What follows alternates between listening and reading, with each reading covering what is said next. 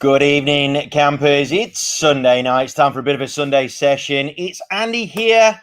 Hope you are well. How are you going today, gang? Out of 10. How's your Sunday been? Please give us the scores on the doors in the comment section below. If you're about to start your Sunday, then, man, I wish you all the very best for it. I hope you have a ripper day. Well, I woke up rather chirpy today. My EPL team absolutely smashed one out of the park, destroying West Ham 2-0. Could have been more, apparently. So I'm a happy boy today. I'm a really happy camper today. A little bit sentimental, but all nonetheless, very, very happy indeed. What have you guys been up to? Let me know. If you've been chilling out with the fam, let me know how you've been getting on, what you've been up to. If you've been at work, what successes have you had today? Have you had any at all? Please let me know if you've had any auction action. Post that in the comment section as well. I'm missing my auction action like a fat kid misses cake. Honestly, I am. So, gang, post your scores out of 10. Let me know how you're getting on, just so I get a feel for your flow. And then if anybody has any issues, concerns, feel free to DM me if you don't want to put anything in there for the public to see. Now, my friends, we're going to race through this. If you've got any questions for me, though, you can SMS 0451 085 998. It's down on the bottom of the screen there. You can SMS me if you do have any questions that you want to remain anonymous with. Please feel free to send me a text. Gang, tonight's one, I've got a question, basically a topic that has been brought to my attention by one or two people, and then I've got a big plea for everybody in Victoria, especially. So this is the topic that I've been asked about and or been mentioned, had it mentioned to me. I hate prospecting because it feels like intruding. I hate prospecting because it feels like intruding.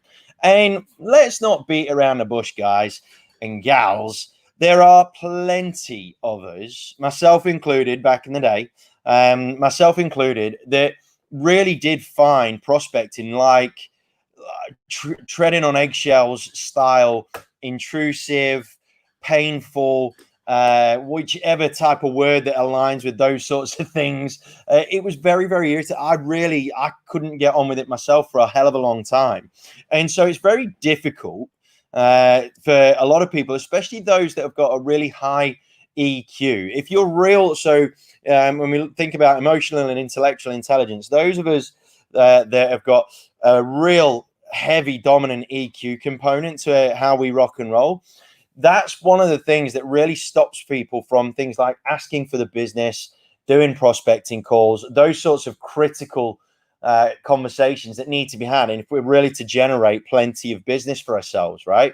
Because we've got to ask the questions at some point, but there's that level of awkwardness, okay? And I totally understand it. Like, I've been there, got the t-shirt on it. It's not the easiest thing to break down, okay? So allow me to just sort of flip the script on it, because my take on it, and this is looking back retrospectively, obviously, is that the way that prospecting was presented to me and the way that it was coached to me by a hell of a lot of people was, it was either a case of going out and hunting for the business, which a number of people are tuned into. So this isn't a blanket statement, right? This is, I know some people love their prospecting because they love the hunt and all the rest of it. So that's fine. But for a hell of a lot more, when you're getting told to, right, prospecting, you're hunting, you've got to feed your pipeline, lots of people just get told that, right, you've got to prospect. All the best. I was one of those of the last sort of that generation that got given a diary and a phone and some numbers and told to crack on, sort of thing. And it's very, very difficult. Even now, when you've got the likes of Rita, AI doing loads of cool stuff to increase the probability of success, it's still very, very difficult when you haven't set up the call with that individual, right? When you're just calling them cold. Now, on that, let's be perfectly frank. How many, and I know it gets called a numbers game as well, but if we're being totally frank about it, how many of your prospecting calls are going to get you from cold to hot to listed straight away? next to zero of them. You might strike it lucky, the odd one or two every 1,000 houses or something, right? But you're not likely, in the vast majority of the cases, to get business straight off that first cold call, for example. Okay. So when I was really struggling with it and I wanted to try and get over this sort of anxiety that was building up as every time I went to go make some prospecting calls, the biggest switch that you need to flip in your brain is the fact that realistically, gang, nowadays, especially because of the amount of information that's out there for people to go and get, they don't need to have qualifications, they don't need to have certain access levels to get the vast majority of information that we have access to right now. So we need to be flipping the script from hunting and gathering to sowing the seeds and cultivating. And when it comes to sowing seeds and whatnot, that tends to need to be done with a good degree of care. Okay. So when we're looking at our prospecting, the big thing that we really, really need to switch is going from someone that is out hunting to someone that is out serving, someone that is serving their community. That was the big game changer for me. When I realized that I didn't need to make a phone call and ask them if they wanted to sell their house. In fact, I actually went the other way and made it very, very clear that I wasn't going to ask them to sell their house. Okay, that was probably the first thing I said in so many conversations. But then what I went on to say was, look, I wanted to pass on a little bit of information that is likely to be relevant to you and your assets. Even if you're not thinking of selling, it's probably going to have a little bit of an influence on it. Okay, so I'm just doing a little bit of service in terms of helping you with the knowledge of your biggest asset or something along those lines. So when you change it in your mind from going out for the hunt and the kill, which was what I reckon the majority of us really, really struggle to do, and change it into being a task of service to your community, it becomes a hell of a lot easier instantly when you treat it like that. Not only will you treat it a lot differently and be a lot more positive energy and less anxious, because that will absolutely translate through the phone, but on top of that, the way that you communicate and the words that you communicate will come out so differently, so incredibly differently, because you'll be a lot more comfortable in your own skin. Now, if we're to work the probability, right, of either going for the kill every time and getting 1 out of 1,000, say, or going to a degree of service and potentially sowing out of that 1,000, potentially 100 seeds that translate into 10 to 20 to 30 pieces of stock in, say, the next sort of 6 to 18 months, it becomes a lot more of a profitable exercise when you think about it like that. Realistically, Gannon, any sort of cold prospecting has to be with the mindset of filling the top wide end of your funnel. You aren't going to be getting you aren't going to be getting pieces of stock straight away that are like ready to go, unless, like I said, you're really, really lucky. Doing things like going around hotspots with your prospecting and whatnot will increase your probability of potentially jagging 1 or 2, because it's that old adage, right, of boards breed boards. And that is so true. Even now will always be the case, because it's just human nature, okay, to be inquisitive. Oh, geez, that Mr. and Mrs. Smith is, oh, geez, if they're selling, I wonder what mine's worth. It always happens like that, right? So hotspot prospecting is where you're likely to get an increased probability of success off the bat to at least get in the door. But if you are doing main roads, or if you are doing main drags through your particular estates within your farming area, or you're doing any sort of tactical sort of style prospecting like that, going into it with some information that is going to be pertinent and relevant for that particular area, for that particular estate, is really, really important. Really important. Now, if we're to strip it one little stage further back, if you really wanted to, you could actually use prospecting to be of a service to your community in a different way. So say, for example, that you have started a collaborative partnership with a school, for example, and they've got a school phaeton. calling the estate to say, hey, it's Andy from ABC Real Estate. Look, don't worry, I'm not asking you to sell your house. I'm actually looking to just let you know about something that might make you stay for a little bit longer. In a couple of weeks, we've got the school fete at St. Teresa's or whatever it is. And they're really looking forward to seeing as many people that they can from the community, because they're looking to raise money for charity. There's going to be loads of games and stuff like that on. So it'd be amazing to see you down there. Okay. So then by being of service to the community, you have still made an imprint, an impression of your brand, but you're just being of service to the people that you make money from. You're giving back to the ecosystem that provides for you. Okay. So, gang, but look, we should all have, there is no excuse right now. We should all have some relevant information to be saying to all of the people that are out there. There's so much uncertainty going on right now, which is, I don't need to be spelling that out to you. But by being able to translate that information, so don't just go out there and just scaremonger everyone with the news.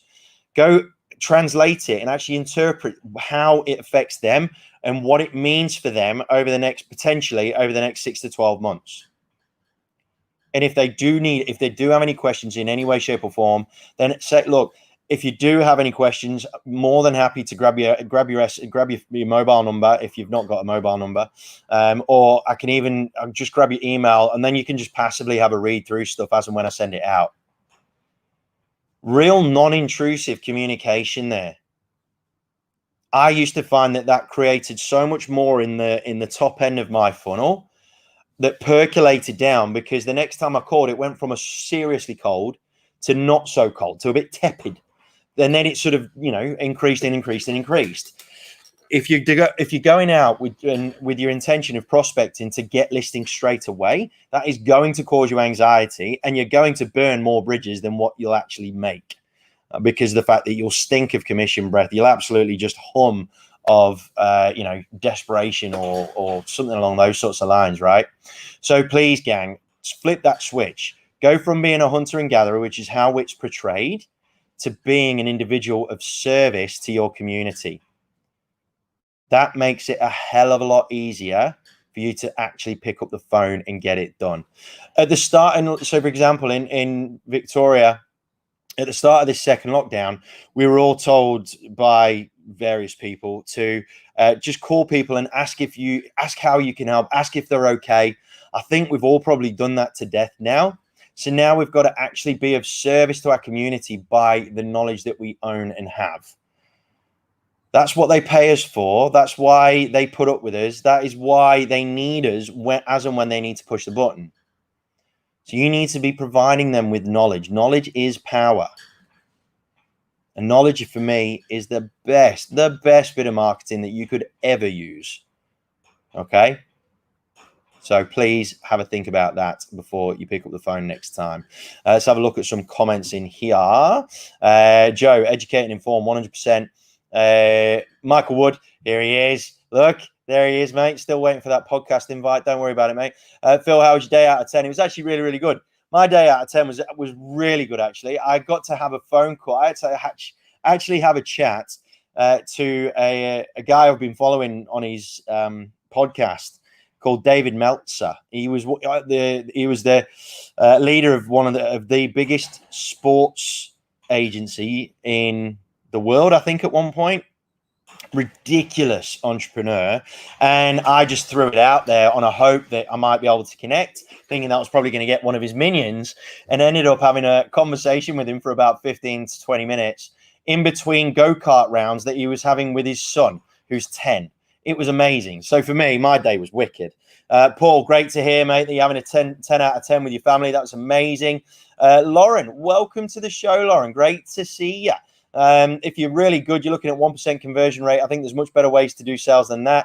I completely agree. Ty, we're still having a high level of success from letterbox drops and door knocks. That it just still works. Yes, there is a correct process and dialogue. You need to increase your chance.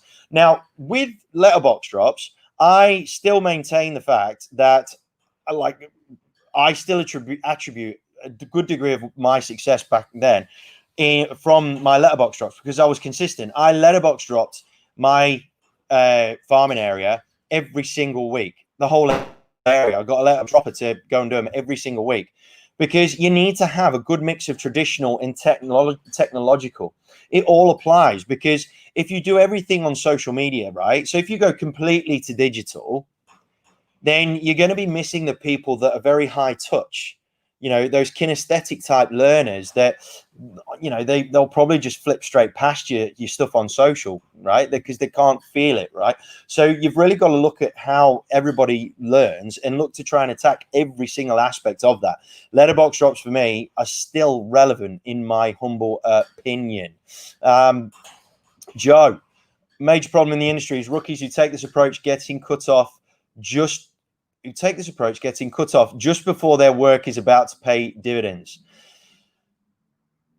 Yes and no.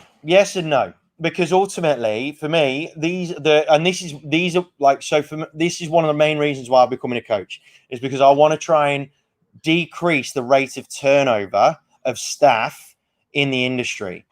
I think James Tostovan said to me, and I think it was my first ever training session over a decade ago. And he said that if you can survive your first 2 years, you'll be okay, which is not the most endearing terminology, but I'm really, really glad he told me it, to be honest, because most people that get hired get sold on the promise of, yeah, it's great, you're going to make loads of money and da-di-da-di-da, and then they realize it's a lot harder work than what they thought it was in the first place, yeah? So, but having said that, I think for a lot of young people, a lot of either young people or new people fresh to the industry, sort of south of that sort of 400K a year, 400 grand in gross commission, that's where I want to really be of use and really make an impact, because I think we can flip a couple of switches in mentality that are going to make things a hell of a lot easier to get more done as well. So that's the thing, right? A lot of these new and fresh people in the space, they have that anxiety. They don't do as many, and then they get cut because they're clearly not doing as many. Okay. But, and that's where numbers do count. That's where numbers are important. It is a numbers game, but the way that those numbers are played needs to be changed, in my opinion, especially for the newer agents that are coming into the fray. Phil, looking for an assistant. We are growing. So guys, this is just a little bit of a plug for Phil Robertson. If anybody knows anybody that is good with admin, wants to work a virtual assistant type role, part-time to begin with on a subcontract basis, get in touch. I can link you with Phil, and it's looking for admin and some social media coordination as well for a couple of different things. So give us a shout if you know anybody that may be interested in that. So the next thing I wanted to ask, and this is an ask. I mentioned this last night, and I put a post up which I know that a fair few people have already seen today, around the request for people that are in Victoria, if you have been affected yourself, or if you're a professional around the real estate space, the housing space, so whether it's PM, whether it's sales agent, whether it's director, whatever the case may be, if you have, or if you know someone that has been affected really drastically with regards to their housing situation because of the stage 4 restrictions and limitations that have been put on the real estate space, I need to hear those stories. I need them communicated to us in writing ASAP by tomorrow, because there's a good chance that we'll be able to get them fed through to the powers that be. And if they see them, there's been a murmuring that if they can see these scenarios, these specific examples, and plenty of them, it will make them make a change. Well, I'm not talking about this from an agent's point of view. So, we don't want to be talking about poor agents, but we do want to be talking about people that are about to settle on a house that they can't fund because of the fact they couldn't sell their place, or people that are about to get kicked to the curb because they've given their notice on the rental and they can't, buy something, or whatever the case may be. As many of those types of situation scenario stories as we can possibly get our hands on. I'm a little bit miffed by this because a lot of real estate professionals, there's so many real estate professionals that have had a real good whinge and a moan about this, but the amount of people that have not taken action, whether it's been me or whether it's been Leah that's asked for this sort of stuff as well. So Leah Calnan, president of the RIV, she's asked for this once or twice. And the amount of non-response we've been getting is quite sad. Gang, we need, if you want help, you need to actually help out. We need as much information as we possibly can from the front line so that we can send that up to the powers that be so that they can actually make a decision for the better for our customers. All I'm asking is for a DM or an email. That's all I'm asking. And I'm sure there'll be a few out there and people just haven't bothered picking up their phone or getting on the laptop for 2 minutes. I don't need all the gory I just need the outline of what's going on. And it needs to be a legit story in case they trace it back and want to corroborate and make sure it's legit. Okay? I've had one so far. One from an agent. And I know that lots of people have seen it. So, gang, pull your finger out your ass and actually do something that could potentially, like, legitimately help us all as a profession to at least get the wheels turning with a few private inspections at the very, very least.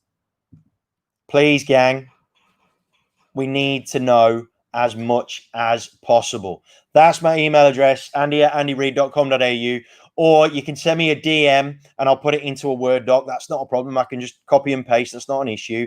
But please, just ask around. Ask your colleagues, ask your friends, ask anybody that has had any sort of issues or concerns or has access to people that could have had issues or concerns. Mortgage brokers, we need to hear from you. I've heard from a mortgage broker. So we need to hear from you. Conveyancers, we need to hear from you.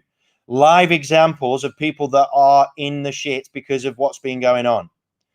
At the end of the day, with the volume of industries and positions that are going to be allowed to kick on, to open back up, the number of them that are potentially more hazardous than us doing private inspections on the rentals or the sales side, when we can have complete control over a one in, one out policy, only one person in the house, only one person out of the house, making sure that no one touches anything or anything of that sort of nature, making sure gloves and PP protective gear is being used.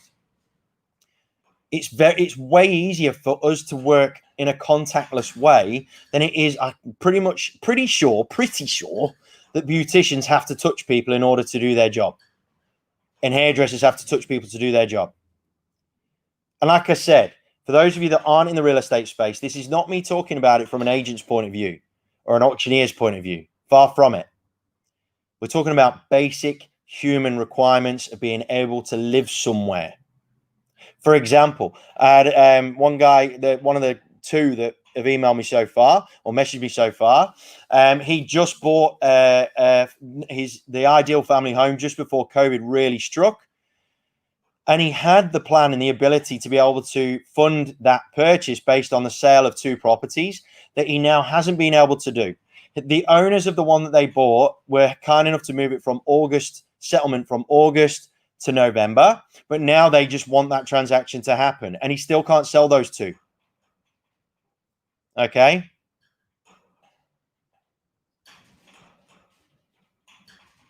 So guys, we need to, we really need to rock and roll. We really need to get as much of this information up to the powers that be so they can make proper decisions based on what people need. We're not as an industry, the likes of Lear and a few other people that are connecting with these councillors and whatnot, politicians. They're not asking for everything to go back on. They're not asking for on-street auctions or open for inspections or anything like that, because we understand that would be a much bigger problem. But one-on-one inspections are so easy to control. So, gang, we need to hear from you. And please send me an email, drop me a DM so I can forward all of those stories and situations on to the powers that be. Make sure they're legit, please. And if you are in the space, if you are in this real estate profession and you are hearing this and you know of something, but then you don't have the 5 seconds that it would take to send me an email or drop me a DM, then you deserve to be sat on your ass, locked at home, not earning any money. Like, I'm serious. I'm actually a bit gutted that I've only had one agent respond. It's really sad. Okay? Let's get this out and about, gang. Get the message. Get my email out and about, and make sure that people send through some stuff tonight, ideally. Okay? All right, my friends. I'm going to love you and leave you to the rest of your Sunday. If you do have any questions or anything that you want to ask me, please send me a DM or drop me a text message, 0451085998. I'll be here tomorrow night, 8 p.m., back to 8 p.m. Australian Eastern Standard Time, answering all of the questions that you may or may not have.